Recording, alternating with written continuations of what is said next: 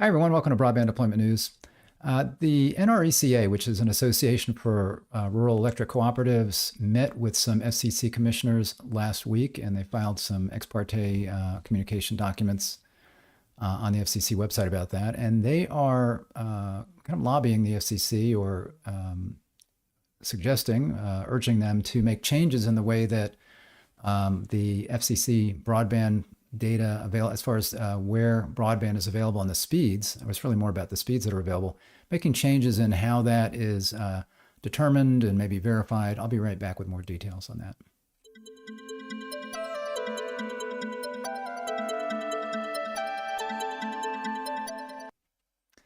Thanks for joining me. Rick Husey here with Broadband Deployment News. So wanted to talk about this. So there's, again, the NRECA, that's the National Rural Electric Cooperative Association. It's an association of rural electric cooperatives. I think about, 1,000 or so in the United States. And a lot of these folks provide broadband. And these guys obviously are an organization that helps lobby for those electric cooperatives. And a lot of electric cooperatives are providing broadband because, as I mentioned just the other day, I was talking about these guys again. Those are electric cooperatives just very well suited for providing broadband in areas of a state where you don't have a lot of dense population. They have relationships already with these folks. They tend to have infrastructure in place. So they've got rights of way, they've got utility poles, those kinds of things. They're already serving these folks, and it makes a lot of sense in some areas where they can provide the service. It's going to be a little bit more difficult for just a private internet service provider to come in, or they can partner with others. I know that there are some electric cooperatives here in Atlanta, or in the Georgia area, not in Atlanta, but in Georgia, state of Georgia, that are partnering with some telephone companies or others that are providing services, so they can kind of do this public-private partnership in a sense between those organizations. So the NRECA here they met with 3 commissioners, and I'm not sure why these commissioners specifically, and I don't know, they have plans to meet with the others. They met with 3. When I was looking at names, I believe we've got 2 Republicans and a Democrat here. So on these letters, I'm just going to show one of them because they're all the same except for the opening paragraph. But this is the one here sent to where they spoke with. They didn't speak necessarily with.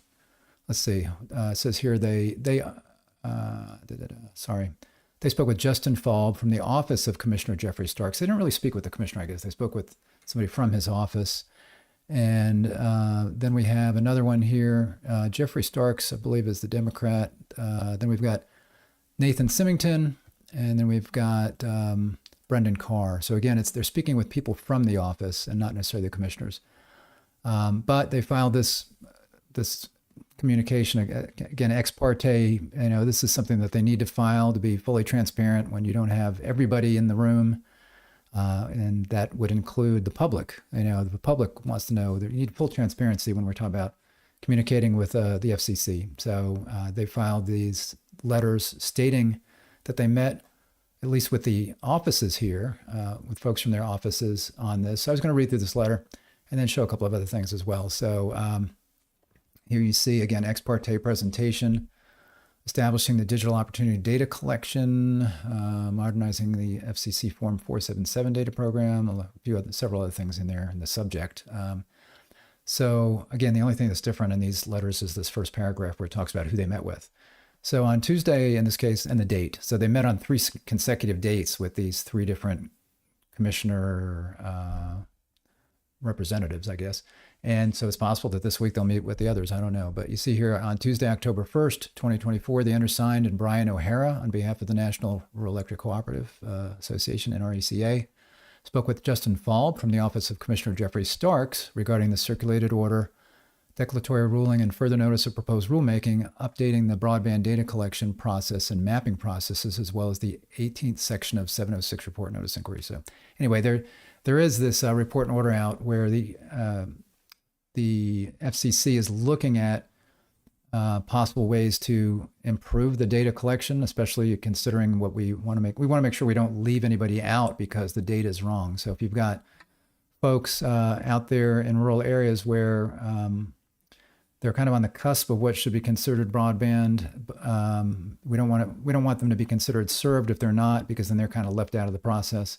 And that's really what the letter talks about here. So you see here in the discussion, NRECA stressed that while the new national broadband maps are indeed an improvement from previous census block level maps, they still do not possess the data level necessary to accurately guide where federal funds should be targeted. It's not so much the data level, it's really more, is the data accurate? So in the past, as they're talking about here, we had census block level maps where if any location in that census block was served, then it was considered that whole census block was served. So you had self-reporting by the internet service providers, and they said, yeah, we serve this home in this census block, and if they didn't serve any other home in that census block, it was considered served. Well, now we have it. It's still being self-reported by the ISPs, but it's on a location-by-location basis. So it is much better, but it's still being self-reported. And that's really the question about the data itself. It says, we conveyed our consistent position that the FCC's continued reliance on self-reported advertised speeds from provider marketing campaigns rather than focusing on the on-the-ground realities in the rural areas means many communities will continue to be deprived of adequate broadband service. So again, it's self-reported, and it's the maximum advertised speed. So they may be reporting a maximum advertised speed that's just over 100 by 20. That's the advertised speed, but it might not necessarily meet that. So there's not a check. It's not an actual speed on the ground is what they're saying there. And NRECA asserted that this inadequate data also means many communities are incorrectly labeled as served and thus not eligible for future federal support programs like BEAD, Reconnect, or other future programs to improve connectivity in their areas. Of course, BEAD is the big one that everybody's thinking about right now because the states just now they've done their challenge process, and hopefully they discovered some of areas that were saying they were at a certain speed and are not. But, once they're done with that and they start getting submissions on these applications for what's going to be built, then some of these areas could be left out in the cold, left out without broadband if they're still considered served when they're not. Further, NRECA highlighted the fact that currently fixed wireline broadband consumers have no vehicle to demonstrate that advertised speeds may not be reflective of the service they actually receive. In turn, the Commission should alter its rules to allow submission of individual speed tests by consumers to challenge claims of adequate high-speed wireline broadband. Alternatively, we discussed the prospect of objective third-party testing of technological capability. Additionally, we stressed the importance of accuracy and verification in reporting quality of service. Quality of service, they may be talking about latency there. I think for most of these technologies, latency is not an issue because it's not a high bar to meet. It's 100 milliseconds, 100 milliseconds or less round trip, and that's really not that hard even for low Earth orbit satellites. But it's the speeds that are the issue, and really, again, it's the speeds that are on the cusp of something being served or not, and it's really those that are, let's say, anything that's close to 100 by 20. It's 25 by 3 is considered, if you're 25 by 3, less than that, then you're considered unserved. If you are less than 100 by 20, but above 25 by 3, then you're considered underserved. But it's really that underserved category that's the important one, because that's really, I think, where we're focusing on, is everything needs to be over 100 by 20 as far as BEAD. We hope that everybody, certainly unserved, will be given or provided better service after BEAD is done, and then certainly that, and then hopefully everybody that's 100 by 20 or less, or I should say less than 100 by 20, will be over that mark when BEAD is all said and done, but that remains to be seen. Regarding the upcoming 2025-706 report, we stressed our consistent position that the Commission adopt a symmetrical 100 by 100 meg benchmark to adequately reflect true consumer demand, and urged that it consider raising the long-term benchmark from 1 gig by 500 service to 1 gig by 1 gig. 100 by 100, that would be a good rule of thumb, although that does make it more difficult for some alternative technologies that we might have to put in some places where maybe they could do well over 100, but maybe it's harder on the upstream side. And really, upstream is still, you still don't even need 100 meg upstream in most scenarios. It's nice to have, and a lot of people say you need 1 gig upstream. You don't. So that's why 100 by 500, that's plenty for now. And that also, once you get to 1 gig downstream, it's going to be a lot easier to get to 1 gig upstream because most of the time you're talking about fiber there. You could do some 5G, I guess, services, and you can certainly do some cable services where you can have over a gig and then something less than a gig, because cable is not generally symmetrical, unless you're doing full duplex, something like that, which is new technology, not really too much out there. Generally, you're talking about cable there, and maybe, like I said, 5G wireless, where you're doing over a gig or more, and then maybe something under a gig on the upstream. But again, still, I think for the most part, it would be good in the future to have a 1 gig by 1 gig target as the minimum. And that's, once you do that, I think you're talking about fiber, and from there, it doesn't really matter, because you can do 1 gig, you can do 10 gig, 25 gig, 50 gig, 100 gig, it's all just going to expand from there because you're using fiber. We also expressed support for the Commission's conclusion in the 2024 report that mobile services should be viewed as complementary to fixed broadband, not a substitute to determine advanced telecommunications capability.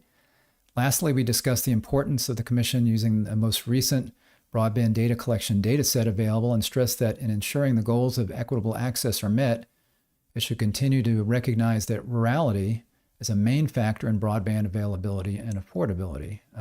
If you're very rural, that's going to cause prices to be a little bit higher because it's harder to deploy, it's harder to maintain. There's just fewer customers to help pay for that investment. So those are the areas that tend to not have broadband and that tend to have higher prices for those reasons. Thank you for your attention to this correspondence. And again, that's what was sent to and then copied to the person in that office. So again, it wasn't specifically with the commissioners, but met with folks in their offices. So there's that letter, and that letter. I linked to all three in the description of this if you want to look at them. Again, they're not different other than that first paragraph. And where you find stuff like this would be on the FCC documents page. You've got all kinds of everything that's filed here, basically stuff that the FCC talks about. For example, here she's talking about FCC chairman is talking about visiting North Carolina following the hurricane. Here's the pleadings, applications, actions, ex parte documents received. So this would be the kind of thing here that we're talking about, and other stuff in here if you want to check that out. I'll link to this. I'll also link to the NRECA website if you wanted to check out what they do. This is, again, the Association for Electric Cooperatives. And lastly, I wanted to just give an example of what we're talking about here as far as from the broadband map and looking at a rural area that would be considered served on the broadband map. I went ahead and I went into the settings and I said, I changed it to all wired. So instead of including fixed wireless, I made it all wired. And speeds of greater than or equal to 120. And you can see you've got some locations here. This is in North Georgia where it's saying it is served. But if you look at what they're served with, they've got satellite. That would not be counting towards that. But then you've got here wired service, copper, 100 by 40. So this is DSL service. And the question is, can these people really get 100 by 40? This is the advertised maximum speed. So can they really get 100 by 40, or is that just what Windstream is advertising in this area? Here's another one. This is, here they're saying they're getting 100 by 23. So it's just over that 100 by 20. You've got some areas here that are not getting that. Windstream saying 10 by 1. So they are basing it based on maybe, again, the advertised speed based on the distance to the central office or to the DSLAM. That's the piece of equipment that would be out in the field that would be serving these customers with that DSL service over that copper line. And it's going to change depending on how close that customer is to that central office or to that DSLAM, that remote DSLAM out in the field. So again, we've got different speeds here. Here you've got 100 by 23 again. We've got, what is this? Here they're saying 100 by 52. So they're, are they doing speed tests and saying, yeah, if these folks can get that? When I say they, meaning Windstream, are they verifying with the customers and doing speed tests, or are they just taking a guess? Here they've got 200 by 52. So again, as these customers change in their distance over this DSL service, it is going to vary. Here we've got 200 by 50.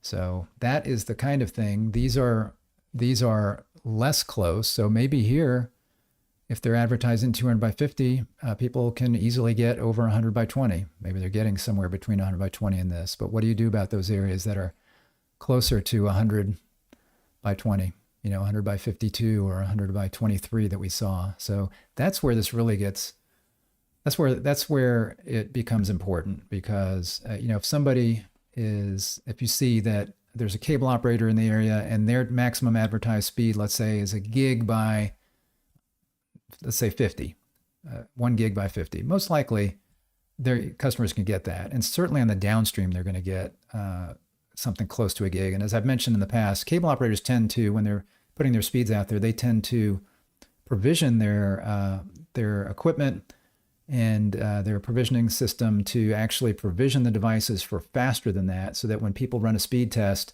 they actually are getting the speed that the cable operator is advertising or something closer to it. Whereas sometimes you might see with for example, a provider that's got only GPON, maybe they're only providing GPON service, so they've got 1 gig by 1 gig symmetrical fiber, and somebody does a speed test and they're not really getting a gig by gig. Maybe they're getting 925 by 850 or something like that. It's still really fast, plenty fast. But because it's a gig and it's limited to a gig, that's as fast as it can go. They can't really provision over that.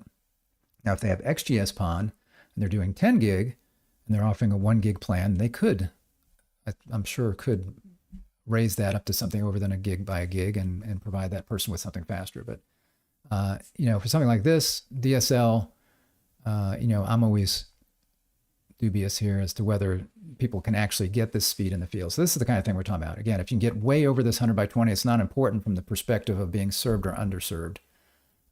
If you're on that line, that's where it becomes important, because then somebody could miss out on funding.